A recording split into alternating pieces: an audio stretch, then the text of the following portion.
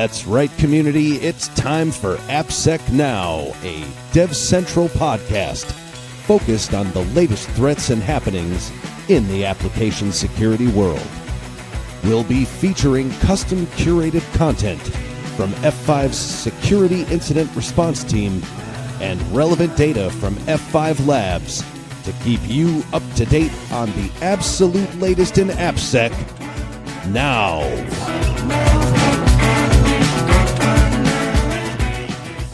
Yes, community, it's time again for that show that is one step better than AppSec later. AppSec Now. Hey, I'm Aubrey, and I am joined today by Chase, Malcolm, and Chris Palmer from the CERT. So welcome, Chris. It's your first one. Yeah. Feeling saucy, I hope. Because we've got sassy right up top from you. So, and then also we do have, I'll mention it as well. We do have a QSN coming up also on May 7th, and you're doing that also, Chris, right? Yes, I am. Okay. One new piece of news as well. It's not going to be me. It's going to be Jason Rom. Yeah, I saw your message earlier. So cool. Okay. Well, enough of that internal housekeeping, I guess. I will mention also that we have a lot of cool stuff coming up today. F5 Labs has a Parquet tool that we're going to have Malcolm talk about in a second. We're going to talk about VulnCon 2025 again. Chris was also there in addition to Megazone, so we're going to get a little bit of a different flavor. The EU Cyber Resilience Act is coming up after that, which is wild, I guess. I can't wait to hear more about it because I am drastically underprepared this week from dealing with RSA preparations. CVE Program Chaos. I hope you've heard about that in the news by now, but if not, we're going to talk more about it. A little bit about paying your tolls so you don't get smished. And we're going to finish up with a tiny bit about the recent CVSS, what's a 10, right? For SAP Critical Vulnerability. Okay. Let's kick it. Yeah, a lot of great stuff. But I think we're going to start things off with Malcolm talking about that Parquet tool. Right on. Thanks very much. So yeah, you all might remember CVE 2025 30065, which was a CVS 10 CVE in the Apache Parquet Java software application, specifically the library that parses Avro, which is a serialization and deserialization library. So essentially what happened was back a little bit before April 1st, we started hearing a bunch of talk about the CVE, although it hadn't been released yet. Like people were there was some rumors going on about some terrible bug in Apache Parquet. And then on April 1st, the CVE dropped with a CVSS score of 10. There were patches already available. This, in case you're still wondering about that, you can go out and read about it. But if you upgrade to Apache Parquet Java version 1.15.1, at the very least, you will be protected against this. Now, we're going to be releasing an article soon that goes into a lot more detail, but prior to that, in fact, today, by the time this podcast gets dropped, we are going to have a tool available for everybody to use. And what this is essentially a tool that will generate a malicious Parquet file that has the right stuff in the Avro section that will trigger this CVE. Now, the reason why we're dropping this and releasing it is because F5 Labs feels very strongly that for the majority of defenders, developers, security engineers, what they really need, especially for a CVSS 10 or a very critical vulnerability, is they need a really fast, easy way to test their infrastructure, especially in the situation like we have here, where there's a library that has some kind of a problem with it, and that library could be anywhere within your software supply chain, right? So instead of having to go through the very difficult manual process, or time-consuming at least, of really tearing apart everything and making sure that you're not using that library or that specific function or whatever it happens to be that's vulnerable, instead, give us a tool that we can just run within the constraints of our environment and against the endpoints that we have, that will tell us, are we vulnerable or are we not? And we could be not because we don't use it. It could be not because we already patched it, whatever happens. So that's what we've done. We've generated this. It is especially is interesting because it uses the approach of using a canary. So we're kind of calling it a canary exploit. which means that by triggering this particular CVE, we are actually going to make an HTTP request, and we're making an HTTP request to a canary URI or canary URL. You could, for example, do it. I believe there's is it Open Canary? I believe has the ability to generate these things. So it's essentially you're sort of registering a URL on their service. You could do this internally too. We'll make that request. It'll show up in a log. With some of these Open Canary things, it will actually just show you on a web interface if anybody has hit that URL. By doing so, you can tell whether or not the bug was successfully triggered. So that's very, very straightforward, very simple, very easy to use. And we're going to be dropping that very shortly here, and we will put the URL for a video, for the code, for everything else in the show notes. And that's what I got. Awesome. That's good. Yeah. That is really good. In fact, I was just taking a look this morning. Merlin had a short on what exactly does Avro do. Mm-hmm. It's a pretty interesting one. It got a whole bunch of views. So Great. yeah. Okay. Well, that's good. Yes, I will do my absolute best to get all the links in the show notes as soon as possible. Well, as soon as I get them, for sure. Yeah, we'll get them to you right away. Mm-hmm. Cool. All right. Well, then I think we'll move on past the Parquet tool and chat VulnCon 2025. Chris, you were there. So Yep. how was this? Was your first, right? Your first one? Yeah. It was really good actually. 4 days. They had 7 or 8 rooms with multiple conferences going at the same time, presentations. The second day, they had one room dedicated strictly to the ER Cyber Resilience Act, or the EU Cyber Resilience Act that we'll talk about here in a minute. So that was pretty eye-opening. I hadn't really learned much about it before the conference, so which I think a lot of people were in that boat. So it was quite eye-opening for them. A lot of talk about CSAF and VEX, and vulnenrichment was definitely a key phrase that you heard a lot thrown around. They're pushing for CVE records to have more enrichment in them. CISA did a presentation on the last day that was showing the numbers of CNAs that don't include CVSS scores or CWE in their CVEs, which was actually kind of eye-opening for me. I expected that was like kind of a minimum thing that people would try to include, but yeah. Wow. So that's were you there while the CVE program chaos stuff was happening? Was that going on during that time, or no? Actually, it was a week before that, which was kind of interesting because CISA even did a presentation on their North Star, their aim for the CVE program, and saying that they're fully behind it and they're pledging their support to it. And then a week later, we hear all this stuff going on. So it was it was like interesting, huh?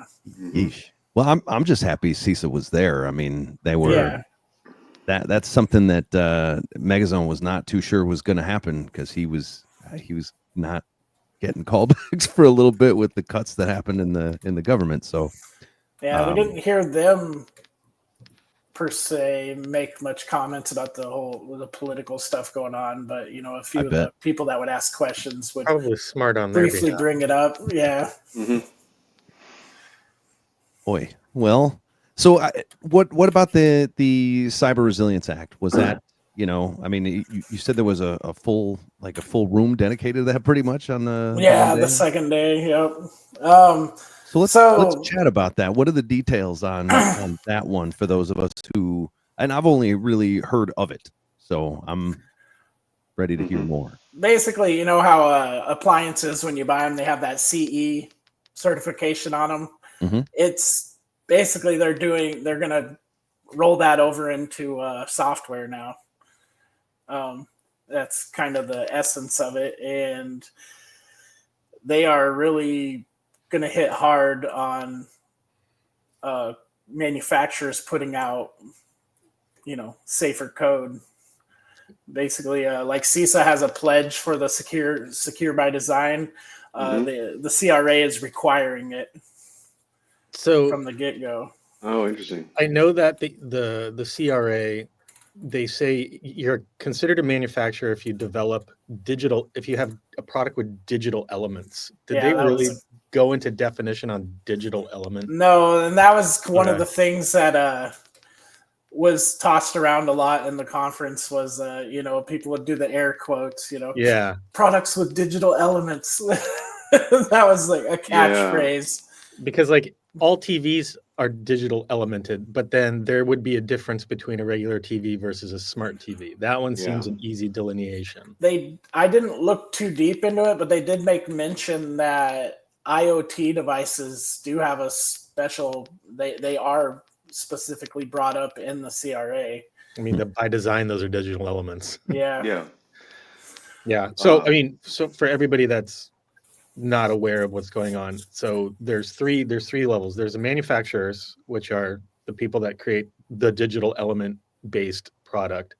There's the open source software stewards, so the entity outside of the manufacturer providing support for the product with digital elements, but that would include like free open source. So you got your Apache Foundation, Linux Foundation, then the developers themselves, OSS developers. The key point that I think was cool about this is the OSS stewards and the OSS developers are not held liable when there is an incident or when there is a vulnerability. It is manufacturer's responsibility to take action to mitigate that problem, which I think is awesome because it forces the manufacturer to not be so casual about like, well, I don't know, there was a package that we ingested that wasn't too cool. Hopefully they'll fix it someday. Yeah. Like an open SSL vulnerability. Like, no, it's your job to fix this. And especially, we all know that open source projects, open source code is great. Everybody uses it. Also, open source projects, not all of them hang around. Yeah. And you might very well bring in something that was great. Turns out it has a bug in it. There's no maintainer anymore. So who's going to fix it, right? And that goes back to what we've talked about before, like NPM packages. Yeah, precisely. It just disappears in your application breaks because it's no longer able to be pulled directly from the repository, which you shouldn't do anyway. And then you also said, Chris, the secure by design, secure by default principles are a requirement, not just a like a pledge, which I think is no kidding. I didn't swear there. That's honor. Yeah, and then manufacturers also have to include full software bill of materials for their product, which I think is interesting. Or have them available, I guess. Yeah. That's fantastic stuff. Which a lot of manufacturers are pushing towards that anyways, so which is good. Yeah, I wasn't too caught up on that, so I went back and read the SPDX standard and then the Cyclone DX standard. One is specifically software, one is more full chain manufacturing. Yeah. Those are great bill of materials for an entire design cycle for a product. Like, I kind of expect all of my future technologies to now have this because I just want to read up on it for fun. But it raised an interesting thought for the OSS stuff because back in 2013, Jaron Lanier did the Microsoft research of like who owns the future kind of thing. And he talked about the democratization of and tokenization of OSS, like so people could get paid for their contributions regardless of how big or small. And I'm kind of curious as that develops over the next couple decades, how that's going to affect this ruling, because now you're going to have paid OSS potentially through tokenized contributions, and if that puts any more ownership onto the developers for these manufacturers, or if manufacturers can somehow pay out and then pay out blame along with profit. Yeah, super interesting. Like I know almost nothing about this as a general topic, so I'm going to preface it by saying that. But like if I'm somebody who builds a building and I use weak steel, is it my responsibility when the building falls down, or is it the steel makers, or both? Like I don't know. Like, and maybe that ends up getting decided in a court. So yeah, whose Versus, I found the responsibility is steel it? on the side of the road. Yeah, right. I mean, there's that. Like my buddy gave me a whole bunch of steel. I don't know Yeah. where it came from, right? So yeah. Just Yeah, it's scrap it. interesting. I don't know, but either way, the manufacturer's got the onus. That's amazing. Yeah. That's really good. Yeah. That's good news.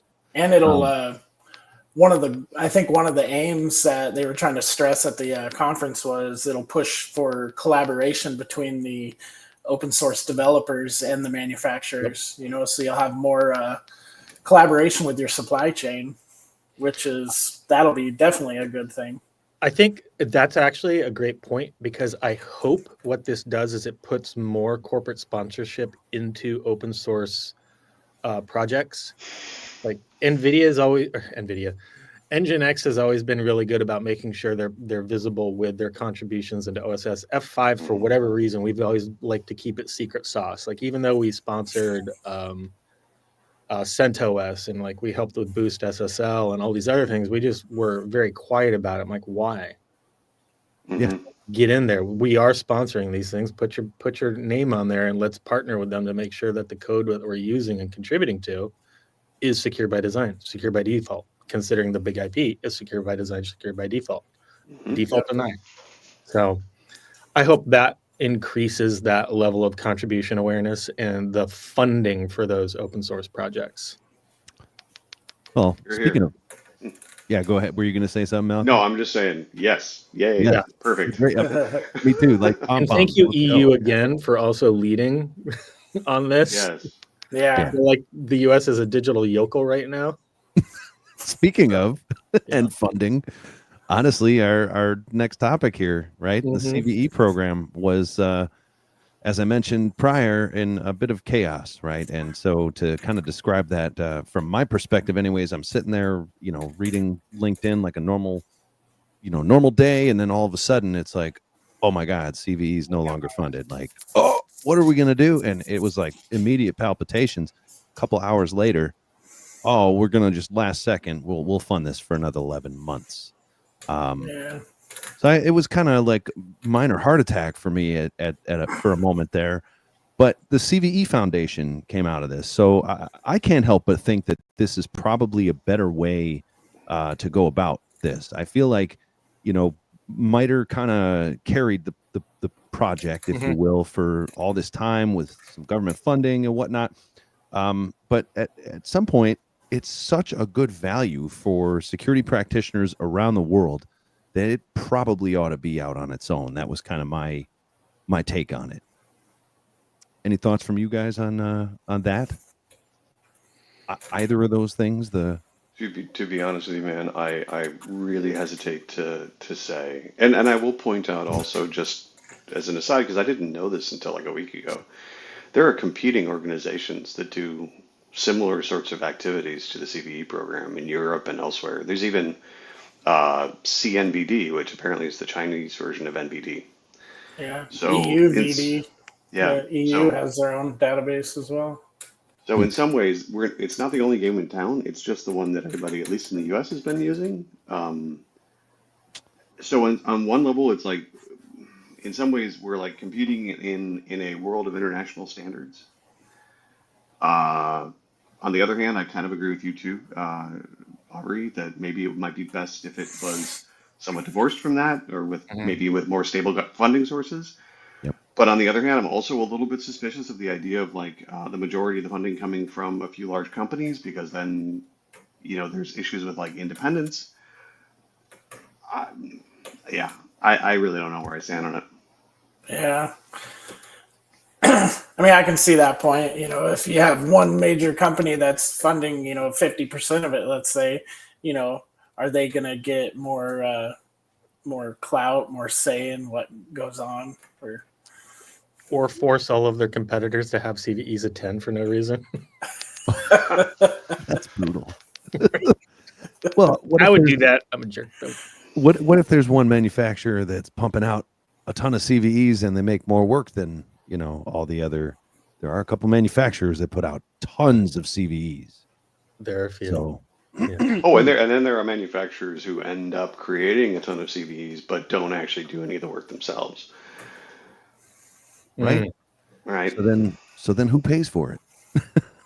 I guess Yeah. to me, ultimately what started off as a heart attack, I felt really got a little bit better a couple hours later. I was like, okay, well this makes more sense. Maybe we can focus, like you said, Malcolm, on an international standard rather than, if there are competing bodies, then boy, maybe a privatized foundation can help figure out how we do that and secure international funding too. I don't know. I guess that remains to be seen over the next 11 months. TikTok. And in the meantime, let's actually I'm curious about this. I've had this smish myself. Actually, we're going to talk a little bit about your pay your tolls, Chris. Yeah, you've gotten a couple of those. Yeah, me too, man. Yeah, I showed up. I'm like, wait a minute, and they even it was the proper toll road too. That was a weird thing. Like, it was a toll road that I had used, and they sent me someone sent me a smish for it. So let's hear, Chris.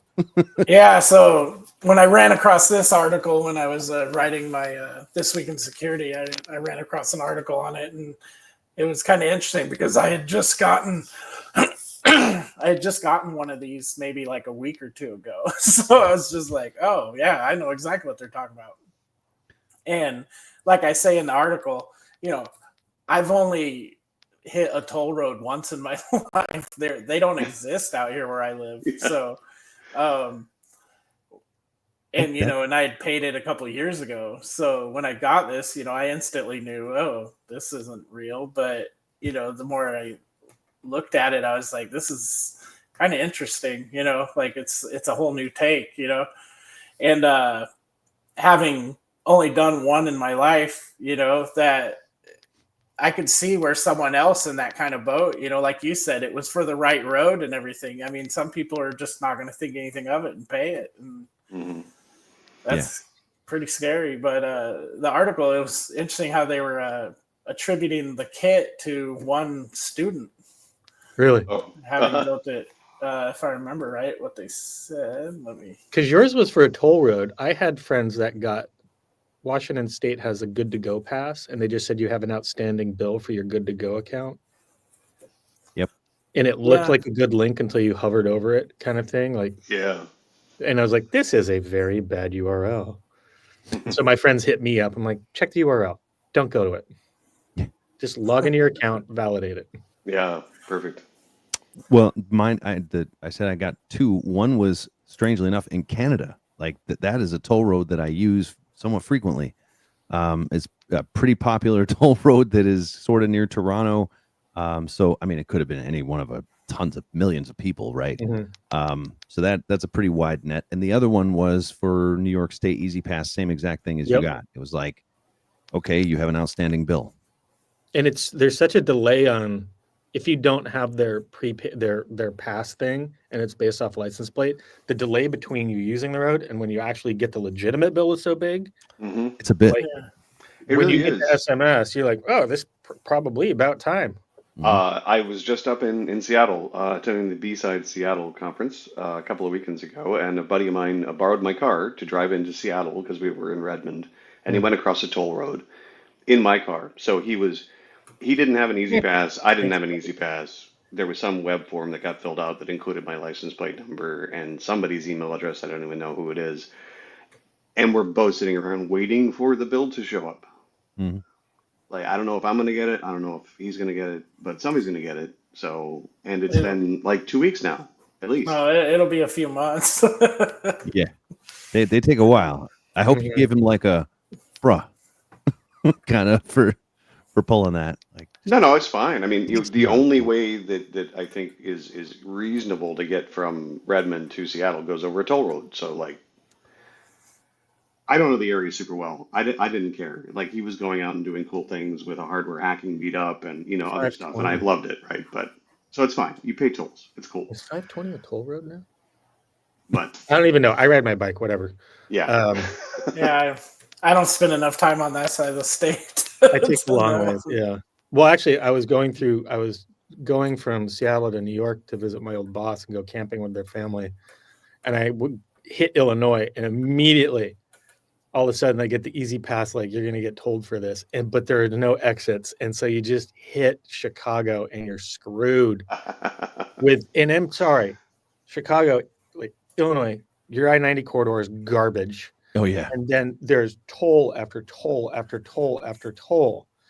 And so on the way back, I said, no, Google, no toll roads. And it took me through this beautiful, like, Amish countryside right off the Great Lakes, and I'm still doing 55. I saved $100 almost. And I probably lost 45 minutes. And you get some sightseeing in. I got sights. I got jam and weird food. So 45 minutes for $100. That's a good Right? payout. I mean, because the traffic is so bad going through that I-90 corridor through Chicago. Yeah. Like, yeah. So, Yeah. Last time I went, Illinois. Last time I went through that I-90 corridor in Chicago, I was in an Uber, and I got rear-ended by a semi. Oh, amazing! Yeah, well, in the Uber. What'd you do to deserve that? Karma? I don't know, but Really? it was amazing though. Trying to get an Uber to come pick me up on Route 90. No kidding. Yeah, you can't set that as a pickup point. There's no, hey, side of the road on 90. It just didn't. So that was an amazing one. Somehow I actually made it to my conference on time and got an interview like done. I walked into the conference, put down my backpack, and was like, okay, camera time. So I digress. Still in shock. What's that? Your body was still in shock. It was. Boo's like, are you sure you need to work? I'm like, I'm good, dude. Don't worry. I'm okay. No whiplash, no nothing. It was. I'll cry in the corner later. Yeah. It was more like, to be done. You'll feel it a month later. Yeah. Strangely, I didn't. And, hats off to Tesla for that one. Honestly, we got hit by a semi and I barely felt it. It was amazing. And the car survived. Like, couldn't believe it. It was a Model Y, in case anyone's wondering. But we should move on because speaking of conferences, I have got to catch a plane to RSA pretty soon. So we did want to mention really quickly, there was a critical vulnerability in SAP with a CVSS of 10. I don't know too much about this, but. Well, I can dive in on this. So yeah, this just came to I think a lot of people's attention. This is a CVE. It was originally a 0-day. It has been assigned the number CVE 2025-31324, and it is in a specific product that SAP produces, which is looking at my notes here. The NetWeaver. Yes, NetWeaver, and specifically, there's one specific endpoint. It looks like unauthenticated attackers can upload arbitrary files, and that leads to remote code execution. So it's not great. It's being exploited in the wild. People are popping reverse web shells and using BruteRetel and other tools already. So if you are running SAP NetWeaver's Visual Composer component specifically, get that patch. Go look at your logs. Check it out. Do your incident response. We are at F5 aware of it. We are digging into it, and we're in the process of doing our response as well for our customers. So just want to let everybody know. I believe I just heard about this morning as well, and we're looking into attack signatures for advanced WAF for it. Very cool. Good. That'd be great. And so if that's signature based, then that'll probably also get distributed out to Nginx and then the distributed cloud as well. Yeah, exactly. Yeah. Killer. Okay. Well, hopefully there is some reprieve, and hopefully nobody gets hit too hard by that one. We will definitely have some more data on that next week. Well, I shouldn't say definitely, but probably is maybe that's probably a safe one. I'll go with that. And I guess in the meantime, that's going to probably do it for this week in AppSec Now. And thank you, Chase, Chris, Malcolm, for joining me. Thank you. Thanks for having me. Anytime, always. You guys are always welcome. And don't forget QSN coming up on May 7th. So, and if you don't know what QSN is, it's quarterly security notification for F5. We do, instead of ad hoc CVEs, we release a quarterly security notification so that you can time all of your stuff around that each quarter. So that's It just is one a of those. rowdy party. One of those. That's right. That's one of those beautiful benefits that F5 provides for you.